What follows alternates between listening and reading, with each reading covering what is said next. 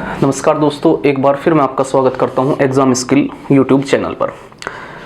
और हम आज डिजिटल सम की तीसरी क्लास को करने वाले हैं। मैं 2 क्लास पहले ही करा चुका हूं।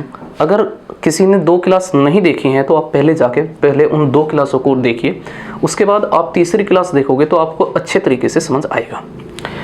तो पहली 2 क्लास के अंदर मैं आपको डिजिटल सम कराया जो था, उससे आगे आज हम क्वेश्चनों की प्रैक्टिस ज़्यादा करेंगे।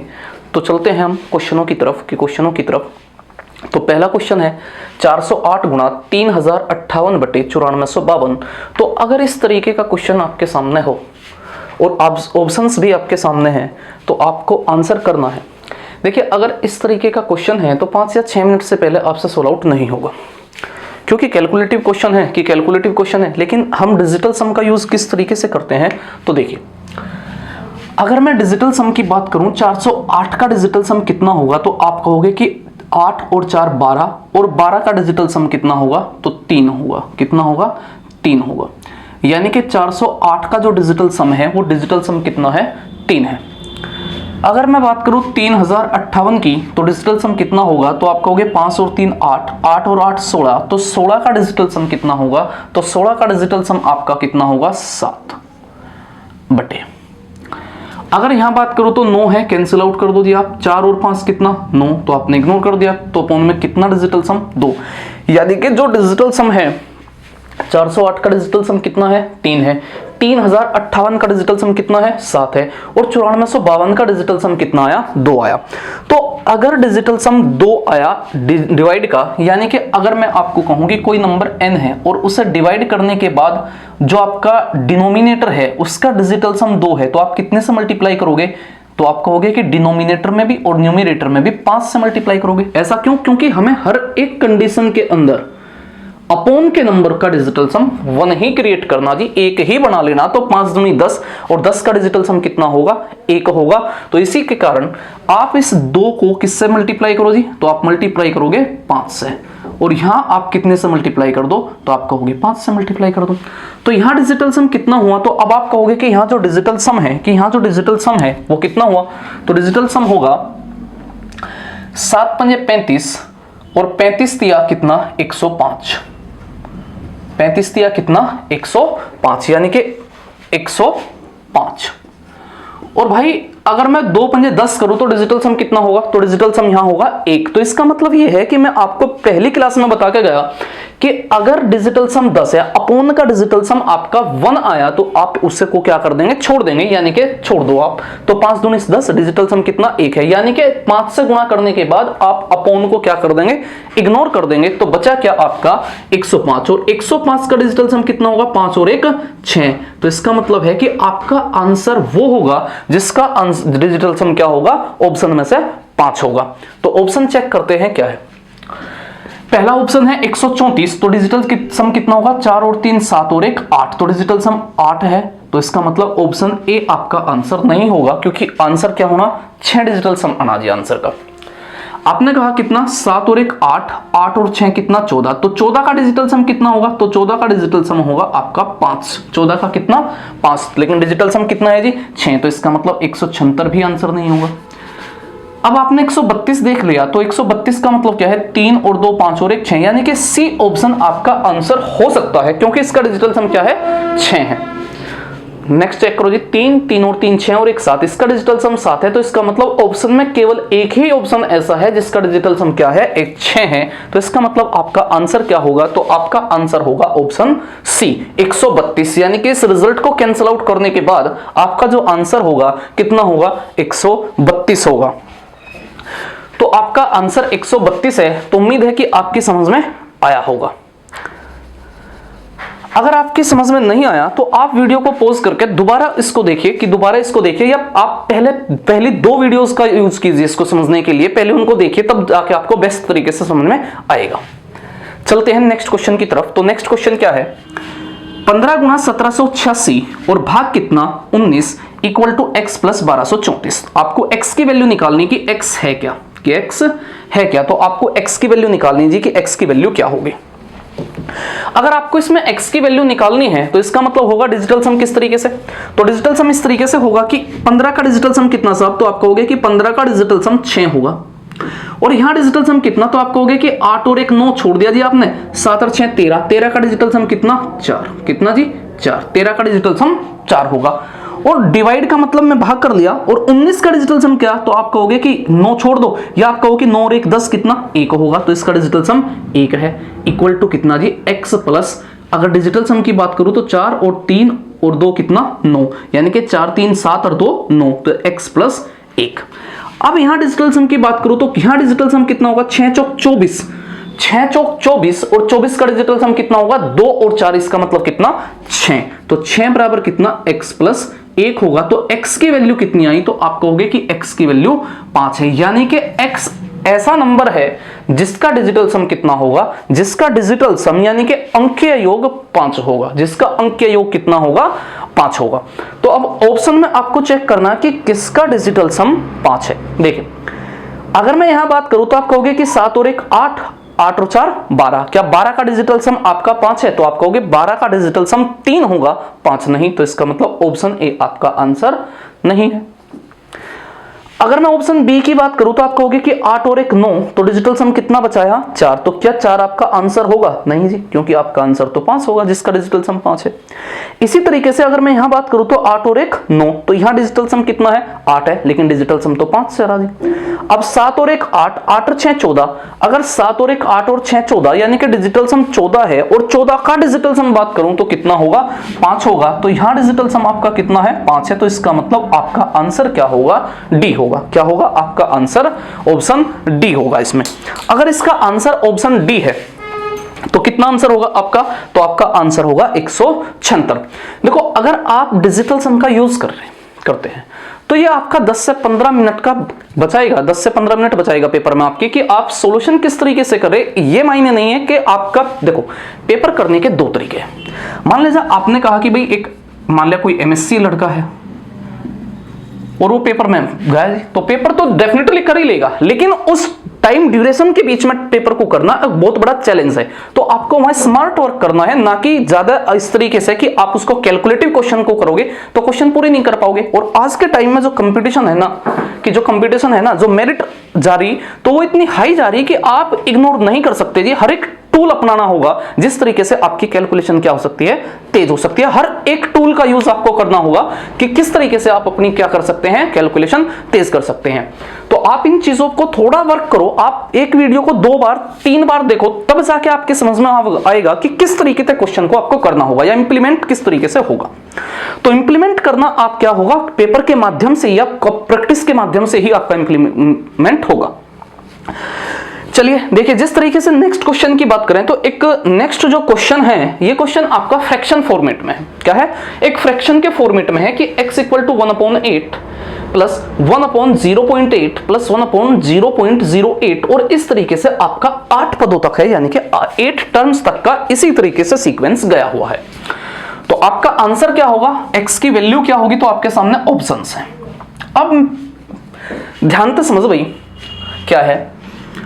अगर मैं आपको कहूं कि यहां 1/8 है, और यहां भी अगर मैं पॉइंट को कुछ देर के लिए इग्नोर कर दूं तो 1/8 है और 1/8 है, यानी कि मैं एक बात समझ पा रहा कि अगर डिजिटल सम की बात करूं, क्योंकि डिजिटल सम ना तो परसेंटेज पे इफेक्टिव होगा, मतलब कि परसेंटेज उसे इफेक्ट नहीं कर सकता जी, आपका फ्रैक्शन इफेक्ट नहीं कर सकता डिजिटल सम को, या आपका पॉइंट इत्यादि भी इफेक्टिव नहीं कर सकता। तो इसका मतलब यह है कि अगर मैं यहां के डिजिटल सम की बात करूं, केवल एक टर्म के डिजिटल सम की बात करूं, तो क्या प्रत्येक टर्म के अंदर उसका अंश 1 और हर 8 ही है, तो आप कहोगे बिल्कुल ठीक है जी ये बात, यानी कि इसका अंश 1 है और हर कितना है, हर एक टर्म में इतना ही है। तो इसका मतलब मैं अगर 1/8 की बात करूं, केवल इस टर्म की बात करूं, तो आप कहोगे 1/8, तो इसका डिजिटल सम क्या होगा साहब। तो डिजिटल सम में आपको बताया था कि अगर डिजिटल सम निकालना आपको और बटे में, यानी कि हर में 8 डिजिटल सम दिखाई दे, तो आप कितने से मल्टीप्लाई करोगे जी, तो आप 8 से ही मल्टीप्लाई करोगे, यानी कि 8 × 64, और 64 का डिजिटल सम कितना होगा, 6 और 4 10, यानी कि 1 होगा। कितना होगा जी, 1 होगा।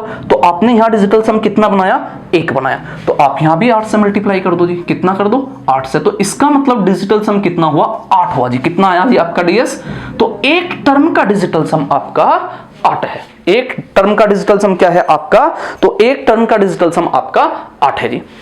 अगर एक टर्म का डिजिटल सम 8 है, तो इसका मतलब यह हुआ कि भाई देखो, आपको इसको इग्नोर करना है कि 8 8 64, तो 64 का मतलब होगा डिजिटल सम 10, और 10 का 1 और 0 कितना 1। तो ये आप ऐसा भी कह सकते हैं कि जब आप यहाँ डिजिटल सम बनाने के लिए 8 से मल्टीप्लाई करोगे तो उसके बाद हर को इग्नोर कर देना जी आपको, तो यहाँ डिजिटल सम कितना आया 8 आया। अब एक बात बताओ, अगर यहाँ केवल इस टर्म का डिजिटल सम 8 है, केवल इस टर्म का ही डिजिटल सम 8 है, तो कितने पद हैं जी यहाँ तक का, तो इस पद का भी 8 होगा, इसका भी 8 होगा, इसी तरीके से 8 पद हैं। तो इसका मतलब एक टर्म का डिजिटल सम 8 है, तो 8 टर्म्स का डिजिटल सम कितना होगा, तो आप 8 को 8 बार जोड़ोगे।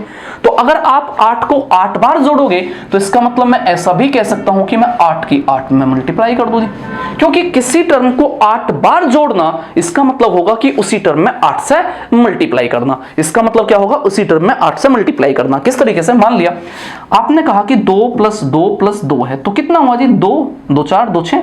ऐसा भी तो कह सकूं जी कि 2 × 3 कि 3 बार आपने केवल 2 को ही जोड़ा, तो इसका मतलब कितना है 6।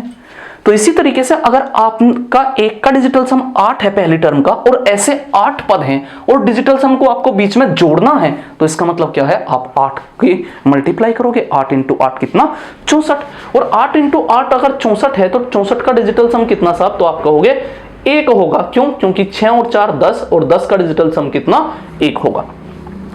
यानी कि इस पूरे एक्सप्रेशन का, यानी कि इस पूरे x की वैल्यू का डिजिटल सम कितना है 1 है। और अगर इसका डिजिटल सम 1 है तो इसका मतलब आंसर क्या होगा, जिसका डिजिटल सम 1 हो। तो हम डिजिटल सम चेक करते हैं जी कि किसका डिजिटल सम 1 होगा।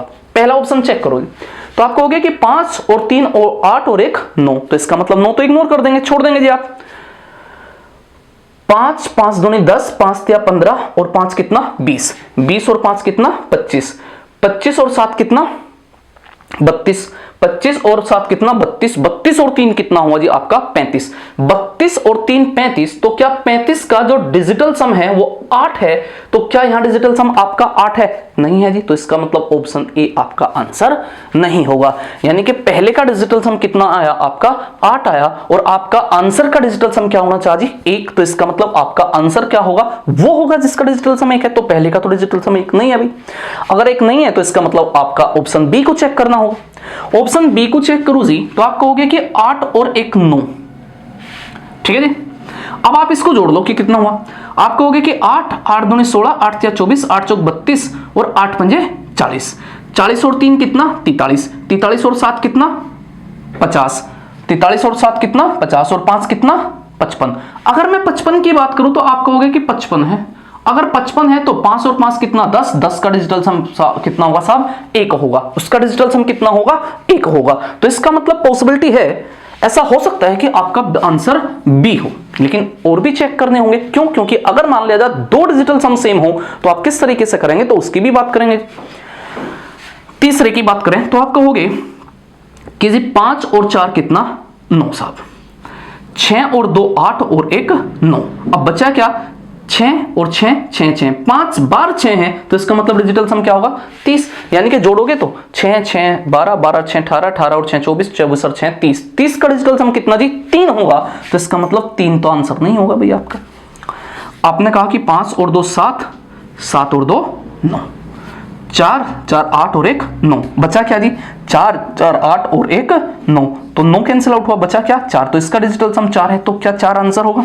डी ऑप्शन होगा तो नहीं होगा जी। तो आपका आंसर क्या होगा, केवल एक ही ऑप्शन है इसमें बी ऑप्शन। तो आपका आंसर क्या है बी है। क्या है बी है। तो देखो इतना लंबा चौड़ा सवाल, यानी कि बड़ा कैलकुलेटिव सा सवाल था। अगर आप इसे सोल्व आउट करोगे तो बड़ा टाइम स्पेंड होगा, लेकिन अगर डिजिटल सम के माध्यम से आप सोल्व करें इसे और आप थोड़ा सा वर्बली कोशिश करें तो इसका मतलब आप देखते ही समझ सकते थे जैसे कि भाई 1/8 का डिजिटल सम 8 है और 8 ही टर्म है ऐसी, तो 64 का डिजिटल सम यानी कि जुड़ने के बाद 64 का डिजिटल सम क्या होगा 1 ही होगा, और तब आप इसे सीधा का सीधा इंप्लीमेंट कर सकते थे भाई। यानी कि जो कैलकुलेशन होगी डिजिटल सम में वो 9 से छोटी ही छोटी कैलकुलेशन होगी, तो इसका मतलब ये आपके लिए बेनिफिशियल होगा।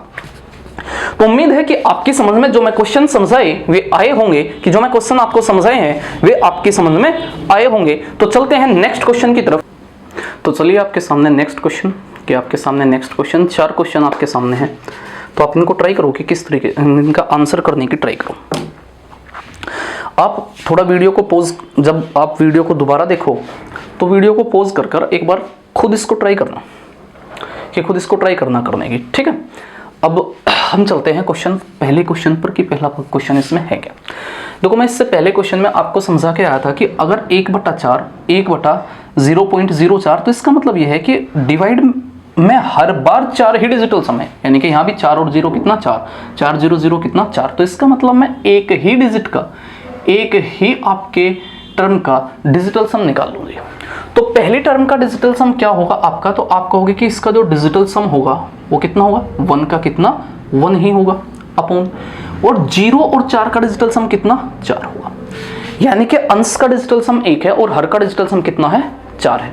और अगर हर का डिजिटल सम 4 है तो इसका मतलब कितने से मल्टीप्लाई कर दो जी मैं हर में, तो आप कहोगे कि हर में मल्टीप्लाई कर दीजिए कितने से, 7 से। कितने से जी 7 से, क्योंकि 7 से अगर यहां मल्टीप्लाई कर दूं, मैं पहली क्लास में भी बता के गया आपको कि भाई 4 होगा डिजिटल सम हर का, तो कितने से मल्टीप्लाई होगी 7 से, तो यहां भी 7 से।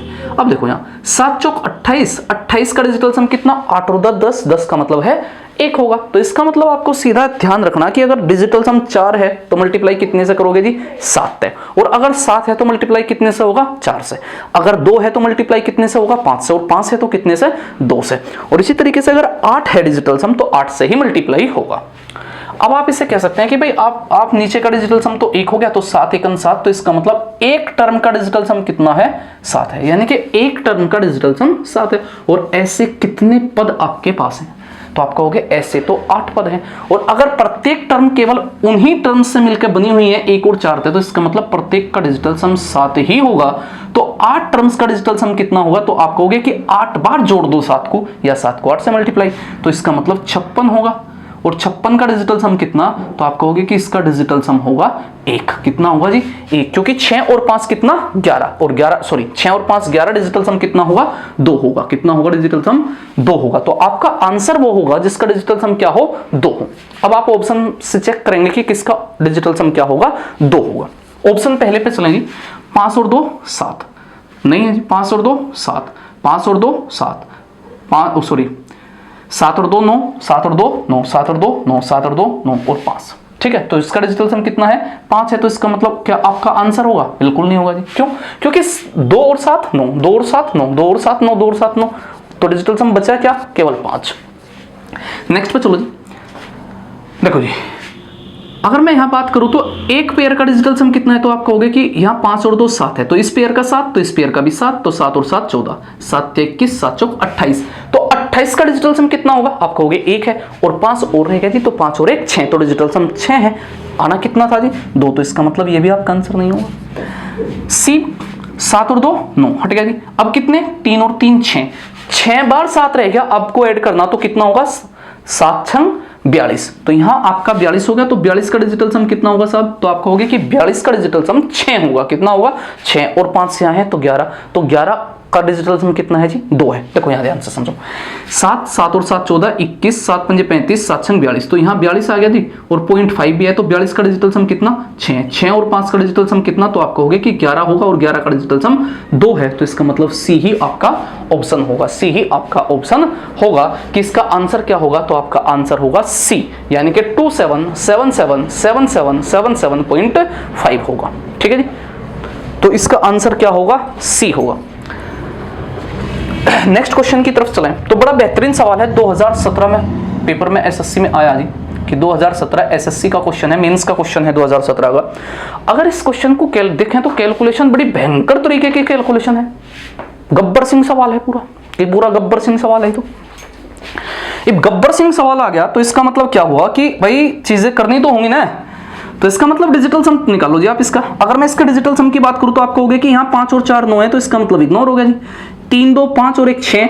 अगर यहाँ डिजिटल सम 6 है तो 6 का स्क्वायर भी तो है, तो इसका मतलब 36 हो गया जी, और 36 का डिजिटल सम कितना, तो आप कहोगे 6 और 3 9 है। तो इसका मतलब मैं ये बात कह सकूं जी कि अगर यहाँ 36 यानी कि डिजिटल सम पूरा 9 है, तो यहाँ इग्नोर करके मैं 0 भी कह सकूं कि इसका डिजिटल सम पूरे का क्या है 0 है। कितना है जी 0 है। तो यहाँ डिजिटल सम कितना आया, तो आप कहोगे 0। कितना आया जी 0।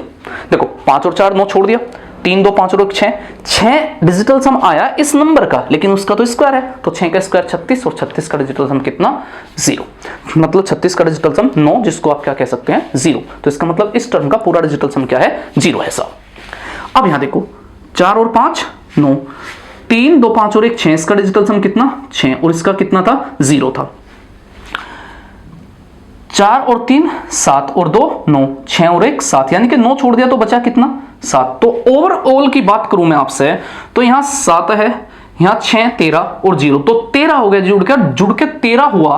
तो 13 का डिजिटल सम कितना होगा 3 और 1 4। तो इसका मतलब आपका आंसर वो होगा जिसका डिजिटल सम 4 हो। यानी कि अगर n की बात करूं तो n का डिजिटल सम 4 है, लेकिन उसने क्या कहा जी कि आप रूट n की वैल्यू निकाल लो। किसकी वैल्यू निकाल लो? रूट n की वैल्यू निकाल लो। अब मेरी बात बहुत ध्यान से समझिए भाई, आपने कहा कि एक संख्या n है मेरे भाई और उसका डिजिटल सम कितना है 4 है जी, 4 डिजिटल सम।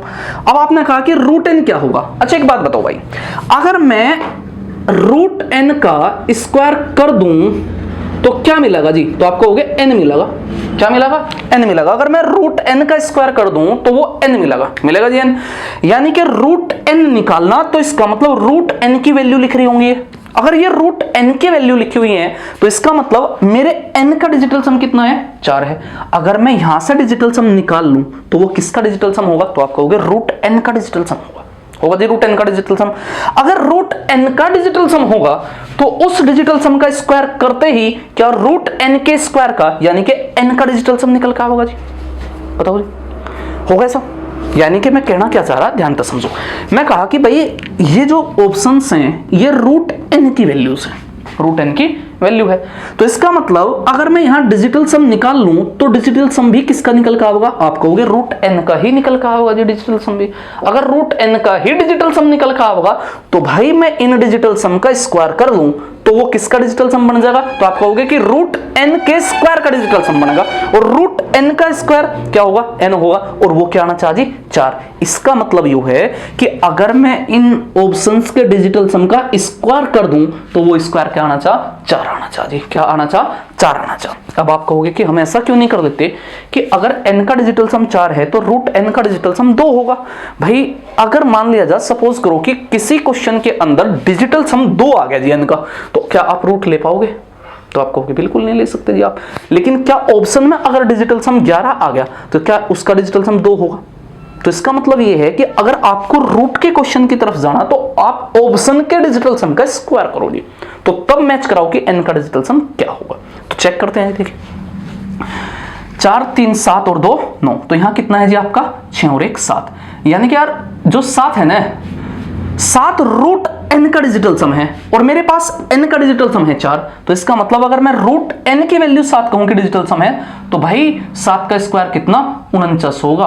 और 49 में मैं अगर 9 को इग्नोर कर दूं तो डिजिटल सम कितना आया 4 आया। कितना आया जी 4 आया। यानी कि रूट n का डिजिटल सम पहले ऑप्शन से 7 है तो रूट n का डिजिटल सम नहीं 4 जी। मैं कहा कि मेरे पास n का डिजिटल सम 4 है तो ऑप्शन वो होगा जो n का डिजिटल सम 4 देगा। लेकिन यहां तो रूट n का डिजिटल सम 7 आया, आप 7 का स्क्वायर कर दो यानी कि रूट n के डिजिटल सम का स्क्वायर कर दो, यानी कि रूट n का स्क्वायर क्या होगा n। तो n का डिजिटल सम कितना होगा 49। आप 9 इग्नोर कर सकें तो कितना आया 4। यानी कि इसका भी डिजिटल सम 4 था और इसका भी डिजिटल सम 4 था, तो आंसर क्या होगा आपका ऑप्शन ए होने की संभावना है।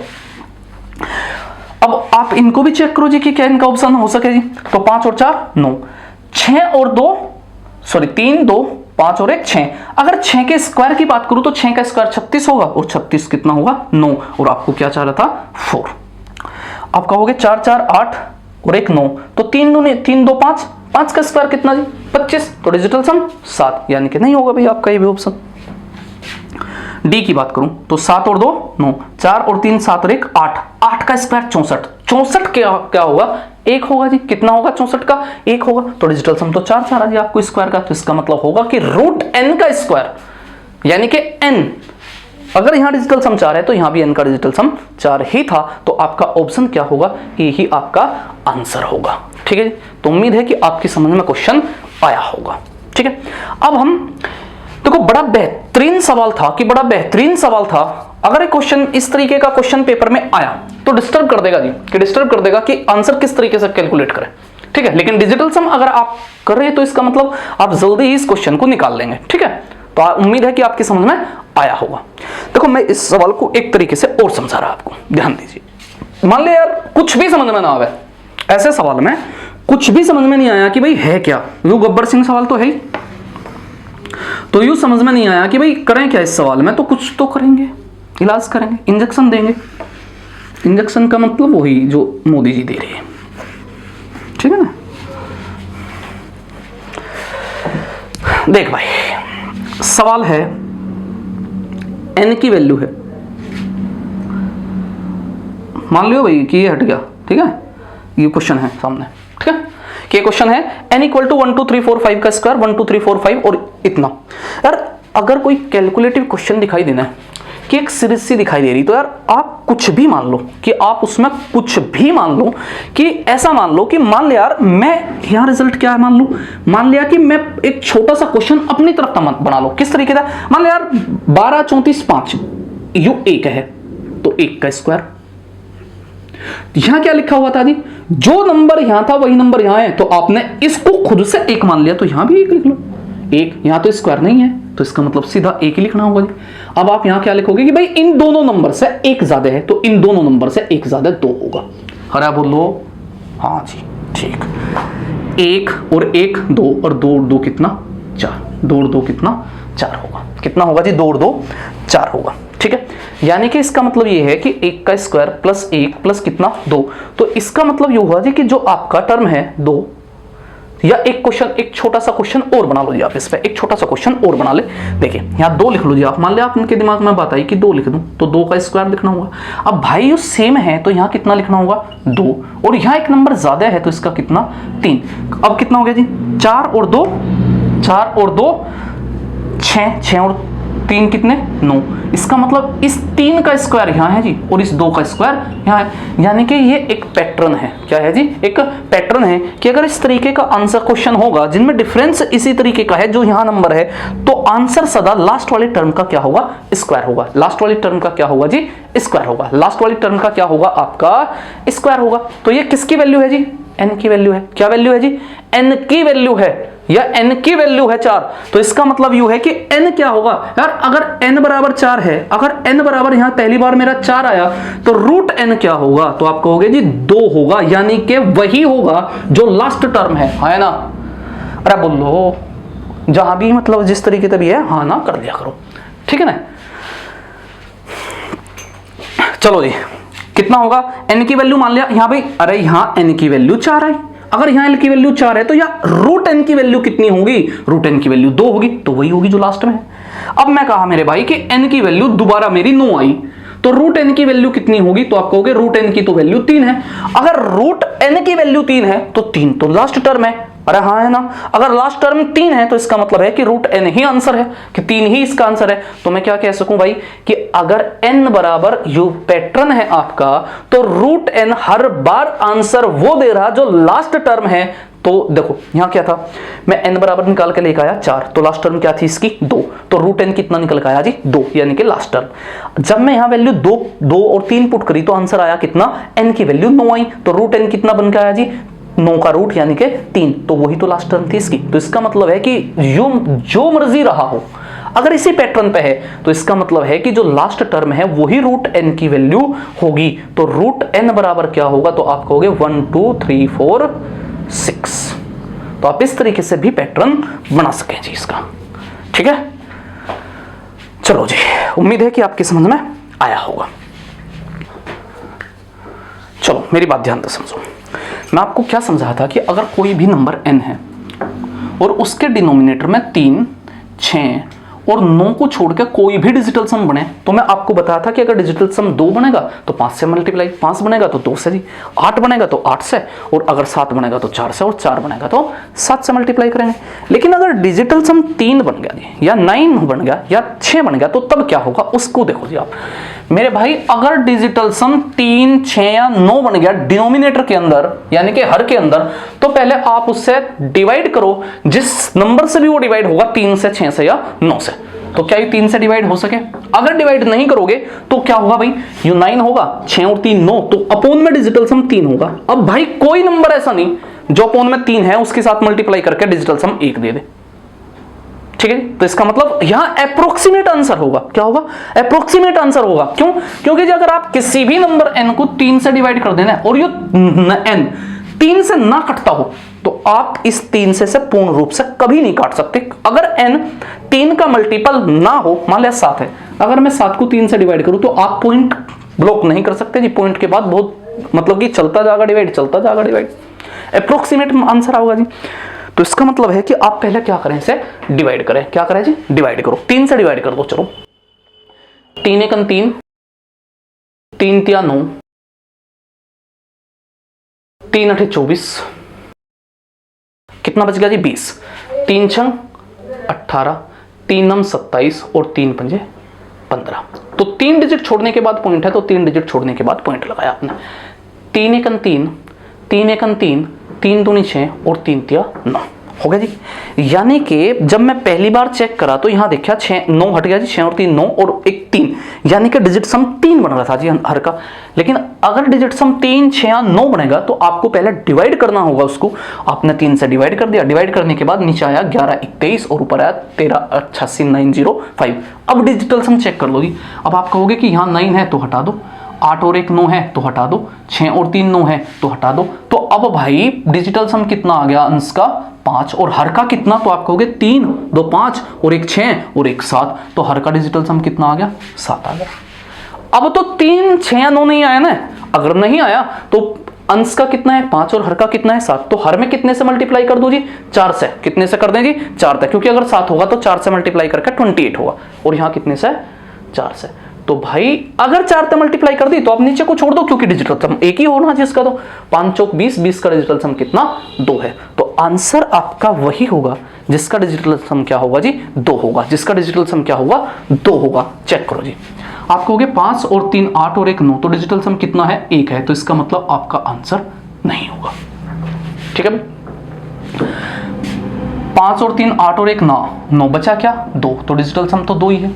तो इसका मतलब आपका आंसर हो सकता है जी 5 3 8 और 1 9, पूरा डिजिटल सम 9 है, तो इसका मतलब आंसर नहीं होगा। 5 और 4 9 और 1, इसका डिजिटल सम 1 है, तो इसका मतलब बी ही आपका आंसर है, क्योंकि इसका डिजिटल सम क्या है जी, 2 है। तो इस तरीके से आप ऐसे क्वेश्चन को भी डिजिटल सम से आसानी से कर सकते हैं, जिसका डिजिटल सम अपोन के अंदर यानी कि डिनोमिनेटर के अंदर, हर के अंदर 3 6 या 9। तो पहले आप उसे क्या करोगे, डिवाइड करोगे। ठीक है जी, उम्मीद है कि ये सवाल आपके समझ में आया होगा। ठीक है साहब, चलते हैं नेक्स्ट क्वेश्चन की तरफ। चलिए जी, next question, square root 1 plus 90 गुणा 91 गुणा 92 गुणा 93 है। इसको सोल्व करना जी, यानी कि इसका गुणनफल करने के बाद और जोड़ने के बाद उसका स्क्वायर रूट ये कोई नंबर होगा। ठीक है जी, मतलब कि अगर मैं आपको एक बात कहूं, क्या कहूं भाई, कि इसका डिजिटल सम निकाल लो, तो आप क्या कहोगे डिजिटल सम में, बहुत ध्यान से समझोगे डिजिटल सम में। आप ऐसा कहोगे कि इस 90 का डिजिटल सम कितना है, तो आप कहोगे कि 90 का डिजिटल सम तो 9 है। हाँ है ना, है जी 9। और अगर इसका डिजिटल सम 9 है, तो क्या मैं बताया था कि अगर एक संख्या का डिजिटल सम 9 हो और उसके गुणा जो मर्जी नंबर में कर लो जी, क्या उसका पूरे का डिजिटल सम क्या होगा, 9 ही होगा। अगर 9 होगा तो मैं कह सकूं जी कि इसके पूरे का डिजिटल सम क्या है, 9 ही है। अगर 9 ही है तो पूरा डिजिटल सम क्या होगा, आप कहोगे कि 1 प्लस 9 यानी कि 10, और 10 का डिजिटल सम कितना होगा, 1। क्या होगा, 1, यानी कि रूट 1 क्या होगा, रूट 1 होगा। अगर यहाँ 9 और 1 10, 10 का डिजिटल सम कितना होगा, 1 होगा जी, क्योंकि वो 1 और 0 कितना 1, तो रूट 1 होगा। अब रूट 1 का स्क्वायर रूट भी निकल सकता है कि 1 ही होगा, और ऐसा भी कह सकें कि अगर आप इसका स्क्वायर करोगे तो स्क्वायर करने के बाद आपका डिजिटल सम कितना आना चाहिए, 1 आना चाहिए। क्यों, क्योंकि जो ये आंसर है वो इसके स्क्वायर रूट का आंसर है, इसके स्क्वायर रूट का आंसर है। तो अगर इसका डिजिटल सम निकालना तो इसका मतलब इसका स्क्वायर करेंगे जी आप। तो किस तरीके से जी, देखो जी, 7 और 2 9, 8 और 1 9, तो इस पूरे का डिजिटल सम 9 आया जी, जबकि आना क्या था, 1। 8 और 1 9, 3 2 5, 5 का कितना, 5 का स्क्वायर कर दो जी आप। क्यों स्क्वायर कर दें आप, क्योंकि यहां डिजिटल सम किसका निकल रहा, तो आप कहोगे कि इस नंबर का रूट करके आया जी, ये नंबर इसका स्क्वायर रूट करने के बाद आया। तो अगर इसके अंदर का रिजल्ट पूछूं तो आप कहोगे कि स्क्वायर कर दो, अंदर का डिजिटल सम आ जाएगा। तो इसका मतलब 5 का स्क्वायर 25 और कितना 7, लेकिन डिजिटल सम क्या आना चाहिए रूट के अंदर, 1 नहीं है जी। 8 और 1 9, 4 और 3 7, 7 का स्क्वायर कितना होगा जी, तो 7 का स्क्वायर होगा 49, तो 49 में से 9 हट गया तो कितना आया, 4 आया। कितना आया जी, 4 आया। तो ये भी आपका आंसर नहीं है जी। अब आप 8 और 1 9, 7 और 3 10, 10 का डिजिटल सम कितना, 1, और 1 का स्क्वायर कर दो तो कितना होगा, 1 ही होगा। तो इसका मतलब आपका आंसर कितना होगा, 83 71। क्या होगा जी, 83 71 होगा। क्यों, क्योंकि अगर 1 का स्क्वायर करूं तो क्या होगा, डिजिटल सम 1 होगा, और यहां भी 1 है रूट के अंदर डिजिटल सम। तो इसका मतलब दोनों इस डिजिटल सम मैच करके जी आपके, तो आपका आंसर क्या होगा, तो आप कहोगे कि आंसर आपका डी होगा। क्या होगा, आपका आंसर डी होगा। तो अब मैं आपको नेक्स्ट क्वेश्चन की तरफ मूव करते हैं हम कि नेक्स्ट क्वेश्चन क्या होगा। ठीक है जी, तो उम्मीद है कि ये सवाल आपके समझ में आया होगा। तो चलिए भाई, नेक्स्ट क्वेश्चन आपके सामने है। ये क्वेश्चन 2017 एसएससी का क्वेश्चन है, 2017 में आया था। इसको सोल्व करो जी।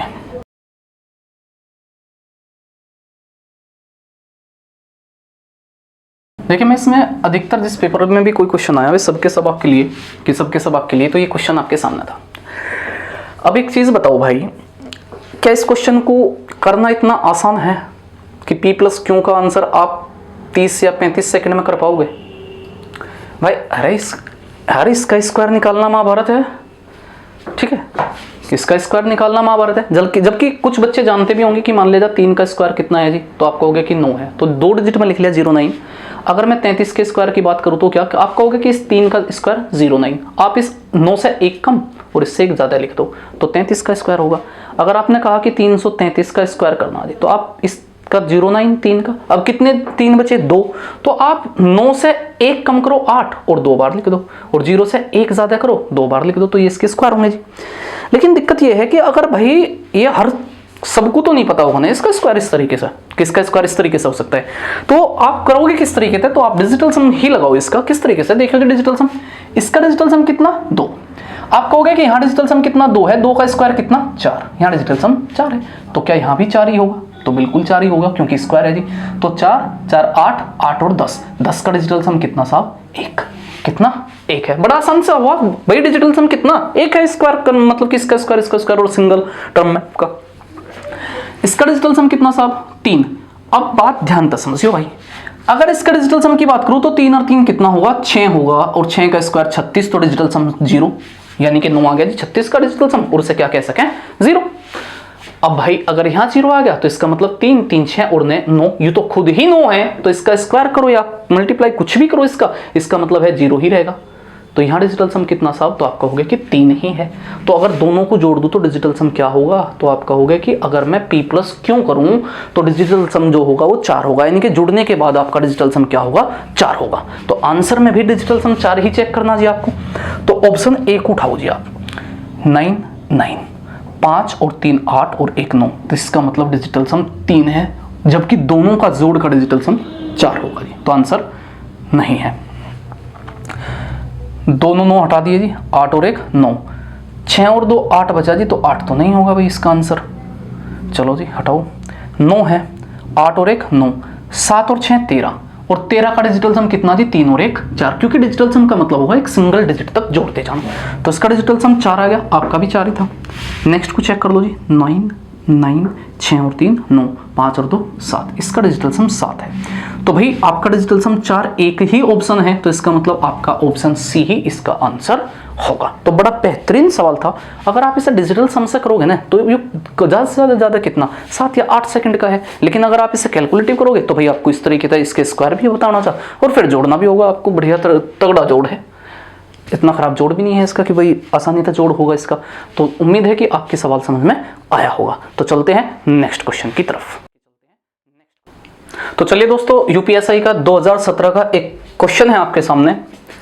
आपको इसको सोल्व करना क्या है कि आपको एक मल्टीप्लाई यानी कि गुणनफल दिया कि गुणा दी गई है और आपको इसका निकटतम मान दिया जी, निकटतम। और निकटतम का मतलब है अप्रोक्सीमेट, और अप्रोक्सीमेट का मतलब है कि आप डिजिटल सम का यूज नहीं कर सकते जी। ठीक है, यानी कि यहाँ डिजिटल सम का भी यूज नहीं कर सकते। तो 2017 यूपीएसआई जितना भयंकर सवाल दिया ना, कि जितने भयंकर सवाल उसने दिए भाई, ऐसा सवाल अभी तक का मतलब कि जितना अच्छा लेवल उसने यूपीएसआई में नंबर सिस्टम में दिया तो एसएससी में भी नहीं दिया, कि एसएससी में भी नहीं दिया। तो बड़ा बेहतरीन सवाल था कि भाई इसका निकटतम मान बताओ। तो क्या करें भाई, क्वेश्चन को छोड़ दें कि क्वेश्चन को छोड़ दें कि डिजिटल सम नहीं लग रहा, तो छोड़ना नहीं है। छोड़ना क्यों नहीं है, क्योंकि भाई इसका मतलब ये थोड़ा है कि डिजिटल सम ही क्वेश्चन को सोल्व आउट कराएगा। देखो बहुत सी चीज है, मान लिया यूनिट डिजिट है, आप यूनिट डिजिट भी चेक कर सके, लेकिन यहाँ अप्रोक्सीमेट है तो यूनिट डिजिट चेक नहीं कर सकते। लास्ट 2 डिजिट चेक कर सको जी, लास्ट 2 डिजिट। अप्रोक्सीमेट खुद लगा सकें जी आप, रेंज लगा सकें जी आपकी रेंज क्या है। अब आप कहोगे कि अप्रोक्सीमेट और रेंज तो सेम है, अलग अलग हैं जी दोनों, ठीक है। जब मैं आपको समझाऊंगा तो दोनों अलग अलग समझाऊंगा कि अप्रोक्सीमेशन का मतलब क्या है और रेंज का मतलब क्या है। या फिर आप आर्यंस रेशो, आर्यंस रेशो क्या है, आपको आर्यंस रेशो का पता होना चाहिए। आर्यंस रेशो क्या है, तो मतलब कि 5-6 टूल्स होंगे आपके इस तरीके से जो आपकी कैलकुलेशन के साथ साथ आपके मैक्सिमम क्वेश्चन को सोल्व आउट कर देंगे। तो इसका मतलब ये नहीं कि डिजिटल सम अप्लाई नहीं हो रहा तो आप क्वेश्चन छोड़ दोगे कि नहीं भाई बहुत लेंथी कैलकुलेशन है तो मैं क्वेश्चन छोड़ जा रहा, या फिर मतलब कि तुक्का मार दिया किसी भी तरीके से कि भाई कुछ भी आंसर है इसका, कि कुछ भी आंसर है इसका और तुक्का मार दिया इसमें। तो ऐसा नहीं होगा भाई। देखो आप ध्यान से समझो कि क्या है। इस सवाल को करते टाइम या इस सवाल को बनाते समय एग्जामिनर ने आपको डिस्टर्ब करने की कोशिश करी कि इसका निकटतम मान निकालो जी आप, यानी कि अप्रोक्सीमेट मान निकालो कि लगभग में मान इसका कितना होगा। और आपको सारा का सारा डाटा पूर्णांक में दिया जी, इंटीजर में दिया। तो एक बात ध्यान से समझो, उसने जिस बच्चे के कंसेप्ट क्लियर नहीं है उसके लिए डिस्टरबेंस पैदा कर दिया, लेकिन जिसके क्लियर हैं उसने यहाँ एक कमजोरी छोड़ दी क्वेश्चन में कि निकटतम मान निकालो जी आप। अगर निकटतम मान निकालना तो आप एक बात ध्यान से समझो मेरे भाई, अगर 44 सही 8 9 7 है तो इसके निकटतम वैल्यू खुद मान लो जी आप कितना हुआ, तो आप कहोगे साहब 45 है। हाँ या ना, कितना है 45 है। इसके सबसे निकटतम मान क्या है 45 है जी, 44 नहीं है, क्योंकि 44 के लिए आपको 8.897 कम होना होगा और आपको 45 बनाने के लिए कुछ और बढ़ना होगा बस, ठीक है। तो इसको 45 मान लिया। अब आप इसमें से अगर 0086 कम कर दें तो अप्रोक्सीमेट 45 ही होगा, हाँ या ना, और इनटू आप इसमें से 0.11 हटा दें तो कितना होगा 101 होगा, हाँ या ना। इतना ही होगा जी पक्का। बताओ जी कोई दिक्कत है क्या, क्योंकि उसने खुद निकटतम में पूछा। अब भाई 45 गुना 45 का मतलब होगा 45 का स्क्वायर, और 45 का स्क्वायर का मतलब आप इस तरीके से समझो, अगर किसी भी ऐसी संख्या का स्क्वायर निकालना जिसका यूनिट डिजिट 5 हो तो आप क्या करोगे, 5 को क्या लिखोगे 25, और 3 में मल्टीप्लाई कितने से कर दोगे, उससे अगले नंबर से 4 से, 3 चौक 12। तो यहाँ 45 का स्क्वायर कितना होगा, तो 5 का मतलब 25, और 4 से अगला कितना होगा 5, तो कितना होगा 5, तो 4 गुना 5 कितना 20, यानी कि इन 45 गुना 45 का गुणनफल कितना है जी 20 25 है। कितना है जी 20 25 है। बताओ यहां तक कोई दिक्कत है क्या आपको। उसने कहा कि आप निकटतम में वैल्यू निकालो जी आप, तो आप अप्रोक्स मतलब कि इसमें क्या नहीं लगा सकते, डिजिटल सम नहीं लगा सकते। अगर डिजिटल सम नहीं लगा सकते साहब आप, तो मैं क्या करा जी अप्रोक्सीमेशन लगाया। जब उसने खुद कहा कि भाई निकटतम में मान निकाल लो, तो आप इसे 45 मान लो, थोड़ा सा ज्यादा है, आप इसे थोड़ा सा कम मान लो 45 मान लो, और इसे आप थोड़ा सा कम मान लो 101 मान लो, तो इनटू कितना जी 101। बताओ यहां तक का कोई दिक्कत है क्या, नहीं है जी। अब मेरे भाई अगर मैं इस 101 को इस तरीके से लिख दूं कि भाई ये 101 नहीं है, ये 100 प्लस 1 है, तो भी तो 101 ही होगा। तो आप कहोगे बिल्कुल होगा जी, क्यों, क्योंकि 101 का मतलब 100 प्लस 1 है।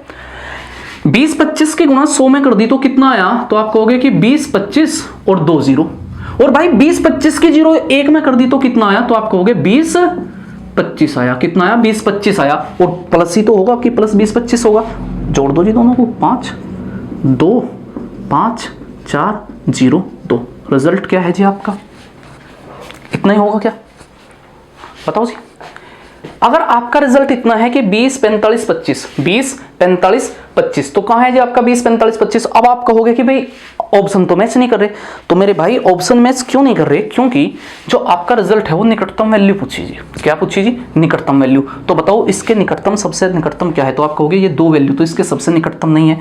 अब ये स्टार्ट किससे है 20 से, और स्टार्ट क्या है 20 से, तो आपका आंसर था 20 43 0 0, ठीक है। क्योंकि क्वेश्चन का एक्यूरेट आंसर है ही नहीं, उसने खुद कहा जी कि एक्यूरेट नहीं चाह रहा, क्या चाह रहा अप्रोक्सीमेट चाह रहा। तो इसके सबसे निकटतम का आंसर क्या होगा, आपको सबसे निकटतम का ही आंसर करना होगा। तो आपका आंसर क्या होगा 20 43 0 0 होगा। भाई 20 25 है, 5 पंजे 25 और 4 पंजे 20, इसकी मल्टीप्लाई 100 में कर दी तो इसका मतलब होगा 2 0। अब इसी की मल्टीप्लाई प्लस 20 25 ही होगा, तो 20 25 ही इसमें जोड़ दिया, तो इसका मतलब कितना हुआ जी आपका 5 2 5। तो इस तरीके से आपका आंसर क्या होगा बी होगा। तो उम्मीद है कि आपकी समझ में आया होगा, तो ऑप्शन बी ही आपका आंसर होगा, ठीक है। तो आपका आंसर है बी। तो चलते हैं नेक्स्ट क्वेश्चन की तरफ। नेक्स्ट क्वेश्चन आपके सामने 2017 एसआई यूपी एसआई का ही है। 99 गुणा 98 प्लस 85 भाग 17 गुणा 13 माइनस 12 का स्क्वायर, और आपके सामने ऑप्शन है। तो आपको इसका आंसर कमेंट बॉक्स में करना है, कि आपको इसका आंसर कमेंट बॉक्स में करना है। और मैं पहली वीडियो में एक क्वेश्चन आपको दिया था, तो आपको उसका भी आंसर कमेंट बॉक्स में करना था, लेकिन आपने नहीं करा जी। तो इन दोनों का आंसर आप कमेंट बॉक्स में करो। और एक और वीडियो होगी जो डिजिट सम की होगी, मैं उसके अंदर आपके ये दोनों क्वेश्चन भी सोल्व आउट करा दूंगा और कुछ आपको अलग से भी चीज़ें करा दूंगा कि जो चीज़ें अलग होंगी थोड़ी, कि यूनिट डिजिट पर आपको किस तरीके से आंसर हिट करना होगा। क्योंकि अगर इस क्वेश्चन की बात करूँ तो सीधा सा दिखाई दे रहा है 96962323, तो इन दोनों के डिजिटल सम सेम होंगे। तो इसका मतलब डिजिटल सम 2 मैच करेंगे ये आपके, तो इसका मतलब किसी ना किसी तरीके से आपको हिट करना ही होगा क्वेश्चन को। तो हम किस तरीके से इसको हिट करेंगे तो उस चीज़ को भी आपको देखना होगा, ठीक है। तो मैं नेक्स्ट वीडियो में आपको इसकी डिस्कस करता हूं। और आप वीडियो को देखने के बाद ज़्यादा से ज़्यादा शेयर करें और हो सके तो पहली वीडियो को आप ज़रूर देखें, क्योंकि अगर आप सीक्वेंसली वीडियो देखते हैं तो आपकी समझ में आएगा। जिस तरीके से अभी 2 दिन पहले पीईटी की घोषणा हुई है कि पीईटी को क्या अनाउंसमेंट हुआ है कि भाई पीईटी जो यूपी सरकार है वो कराएगी या उसका नोटिफिकेशन आया है, फॉर्म आ गए उसके। तो देखो जो उसका सिलेबस है बड़ा बेसिक सा सिलेबस है। क्या है? बड़ा बेसिक सा सिलेबस है। और मैथ के जो टॉपिक्स हैं बड़े आसान से टॉपिक हैं, कि बड़े आसान से टॉपिक हैं। तो अगर आप मैक्सिमम कोशिश करोगे तो तकरीबन उसके 4 या 5 जो टॉपिक हैं उनके, तो वो डिजिटल सम से ही कैंसिल आउट हो जाएंगे। और जबकि उसकी मतलब एक प्रॉपर क्लास भी यूज होगी, कि प्रॉपर क्लास भी रन होगी। तो आप जो है ज़्यादा से ज़्यादा बच्चों के साथ इसको शेयर करें और आप हमारे साथ जुड़ें, जिससे कि मतलब एक पढ़ाने का मतलब हो कि भाई हाँ हम इसके कारण पढ़ा रहे हैं, ठीक है जी। तो उम्मीद है कि आप इन चीज़ों को समझोगे। और जो आपका बैच चला हुआ है रीजनिंग का, यानी कि जो आपका रीजनिंग का वो है, तो आप रीजनिंग ज्वाइन करो जो सर पढ़ाते हैं। मतलब कि बेस्ट दिया है उन्होंने अपना, कि अच्छे तरीके से कंटेंट दिया है उन्होंने। देखो पढ़ने का मतलब 2 तरीके से, या तो आप केवल वो पढ़ाते हैं जो आपको पसंद है। पसंद का मतलब यह है कि जो आपको अच्छा लगे, लेकिन एक ऐसी चीज है जो पेपर में जरूर होगी लेकिन आपकी समझ में न हो, तो आपको उसके ऊपर थोड़ी मेहनत करनी होगी। क्यों? क्योंकि भाई कोई भी टीचर 100% आपको नहीं समझा सकता। कि भाई आया कोई भी टीचर, हाँ समझाया जा सकता है क्या, कि आपको समझा दिया कि 2 + 3 क्या है 5 है, ठीक है। पेपर में जब बैठोगे तो उस समय पता चलेगा कि पेपर का लेवल है क्या। अब यूपी पुलिस में अगर मान ले जा 30-35 लाख फॉर्म गई और 30-35 लाख फॉर्म में तक क्या आपसे यह बात पूछ लेगा कि 2 + 3 क्या है, या 20 किसी वस्तु को आप दाम 20% बढ़ाए तो घटाने के लिए कितने % की कमी करनी होगी। तो थोड़ा तो बेस बढ़ाएगा ना अपना। जिस तरीके से दिल्ली पुलिस देख लो आप, दिल्ली पुलिस ने बड़ा बेहतरीन मैथ दिया, कि बड़ा बढ़िया लेवल दिया इसमें। तो आप थोड़ा साथ मेहनत करते हुए चलें और जो वीडियो है उस वीडियो को साथ के साथ देखें और उसके बाद एक बार जरूर रिपीट करें उसे। उसके साथ आप अपने नोट्स बनाएं, तो तब आप क्या होंगे, प्रॉपर वे में एक तैयारी की तरफ जा रहे होंगे, ठीक है जी। देखो YouTube एक ऐसा माध्यम है जो बच्चे का दिमाग क्या कर दे जी, खराब कर दे। किस तरीके से खराब कर दे, कि आप किसी चीज को क्लिक करोगे, क्लिक करने के बाद उसके नीचे 4-5 और उसी तरीके की चीजें होंगी। तो आप 5 मिनट उसको दोगे, 5 मिनट उसको दोगे, क्या होगा जी, लास्ट में टाइम वेस्ट होगा और आप कुछ प्राप्त नहीं कर पाओगे। तो इसका मतलब है कि आप प्रॉपर वे में तैयारी करते रहो। मैं आपसे इतना कह रहा कि अगर जो मैं कराया ना, अगर आप उससे करोगे तो आपका बेनिफिशियल इतना होगा कि भाई आप उससे ज्यादा नहीं पढ़ पाओगे, क्या आप उससे ज्यादा नहीं पढ़ पाओगे, ना ही आप उससे ज्यादा कंटेंट देख पाओगे। तो आप नोट्स बनाओ, कि प्रॉपर नोट्स बनाओ, कि मेरी परसेंटेज की भी है तो कल या परसों से मेरी परसेंटेज भी रेगुलर होगी। तो उसमें मैं हर एक टाइप का क्वेश्चन आपको कराऊंगा, कि हर एक टाइप का परसेंटेज, प्रॉफिट लॉस या नंबर सिस्टम जो भी होगा टॉपिक, मैं हर एक टॉपिक को आपको यहाँ कराऊंगा। तो आप प्रॉपरली उस चीजों का यूज करें, ठीक है जी। So thank you very much, मिलते हैं नेक्स्ट वीडियो में।